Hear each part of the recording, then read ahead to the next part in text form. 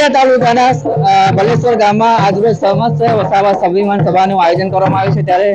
આ સભામાં વસાવા સમાજના જિલ્લા પર રાજકીય આગેવાનો છે, ડોક્ટરો છે, વકીલો છે અને જે પણ ઉપલબ્ધિ હાંસલ કરી છે તમામ લોકોનું આયોજન કરવામાં આવ્યું છે। અહીં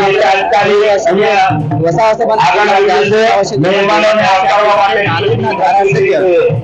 દર્શનાબેન દેશમુખ આપણી સાથે છે, આપણે એમની સાથે ચર્ચા કરીશું।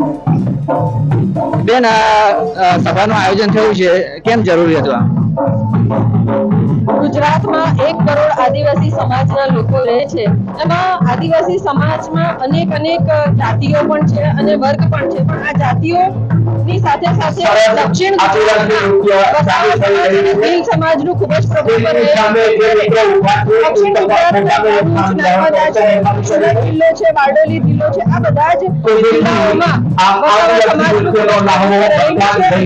સમાજ આદિ અનાદિકાળથી આ વિસ્તારમાં રહેતો આવેલો છે। ત્યારે વસાવા સમાજના બધા જ લોકોને એક મંચ ઉપર સાથે ભેગા કરવાનું, સમાજના લોકોને આ એક જગ્યા ઉપર ભેગા કરવાનું, જે પણ કોઈ અંતર છે કે જે સરકારની કોઈ પણ યોજનાઓની લાભથી વંચિત ન રહે અને એનો પણ એટલો જ ઊંચો વિકાસ થાય અને એનું જીવન ધોરણ પણ ઊંચું આવે અને શિક્ષણની વાત હોય, આરોગ્યની વાત હોય, રોજગારની વાત હોય કે ખેડૂતોની વાત હોય, પણ આ દરેક ચારે ચાર કક્ષાએ જ્યારે આદરણીય વડાપ્રધાન નરેન્દ્રભાઈ મોદી આદિવાસી સમાજના લોકોના ઉત્થાન માટે 15મી નવેમ્બર ભગવાન બિરસા મુંડાજીના જન્મ જયંતિના દિવસેથી એક વિકસિત ભારત સંકલ્પ યાત્રા લઈને ચાલી રહ્યા છે, જે સમસ્ત આદિવાસી સમાજના લોકોના જીવન ધોરણ ઊંચું લાવવા માટે અને એમના જીવન ધોરણમાં એમનું કેવી રીતના ઉત્થાન થાય, કેવી રીતના એ લોકો બીજા સમાજના લોકો સાથે એક સાથે જોડાઈ શકે એ રીતનું એમને જીવન આપવાની વાત છે। ત્યારે અમે પણ સર્વે વસાવા સમાજના લોકો પણ અમારા વિસ્તારના લોકોમાં ક્યાંય કોઈ આ યોજનાઓના લાભથી વંચિત નહીં રહી જાય અને એનું જીવન ધોરણ કેવી રીતના ઊંચું આવે તે માટે અમે સરકારમાં કામ કરતા સર્વે અધિકારીશ્રીઓ, અમારા જનપ્રતિનિધિઓ, દરેક સમાજમાં જે રીતના બીજા અલગ આપણે પાર્ટીઓમાં કામ કરતા હોય છે એવી રીતના અલગ પાર્ટીમાં સમાજના લોકો જોડાયેલા છે કે જેમની વિચારધારા જેવી છે એ પ્રમાણે એ લોકો જોડાયા છે અને સમસ્ત લોકો પણ આ અમારા વસાવા સમાજના એક મંચ ઉપર આવ્યા છે કે સમાજને કેવી રીતના આગળ લઈ જવો, કેવી રીતના સમાજને ઊંચાઈએ લઈ જવો અને કેવી રીતના આ સમાજ જો ઊંચો હશે, જેવી રીતના સંકલ્પ છે કે આદિવાસી સમાજને ઊંચો લઈ જઈને વિકસિત ભારત બનાવવાની એક સંકલ્પના છે, સાકાર કરવા માટે વસાવા સમાજ મંચ છે સાથે મળીને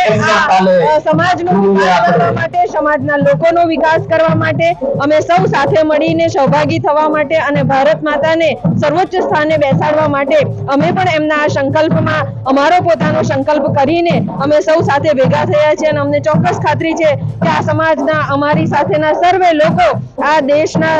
વિકાસ માટે અને આ દેશની સાથે અમારા વિકાસ જરૂરી છે એમાં પોતાને સહભાગી થવા માટે અમે અહીંયા ઉપસ્થિત થયા છીએ અને ચોક્કસ ખાતરી છે કે અમે એમાં સફળ થઈશું। બેન, આ વસાવા સમાજને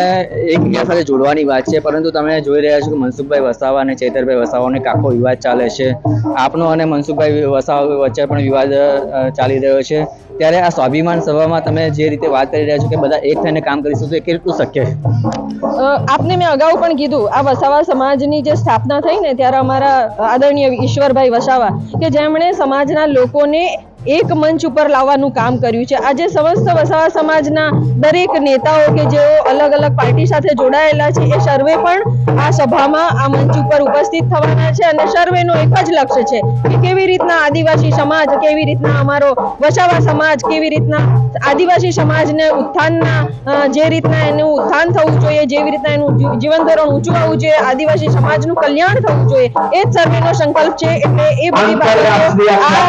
સમારંભમાં આ મંચ ઉપર એને કોઈ મને નથી લાગતું દર્શનાબેન દેશમુખની વાત છે કે આ મંચ જરૂર નથી અને ભવિષ્યમાં તેનો અંત લાવે કામ કરીશું। ગૌતમ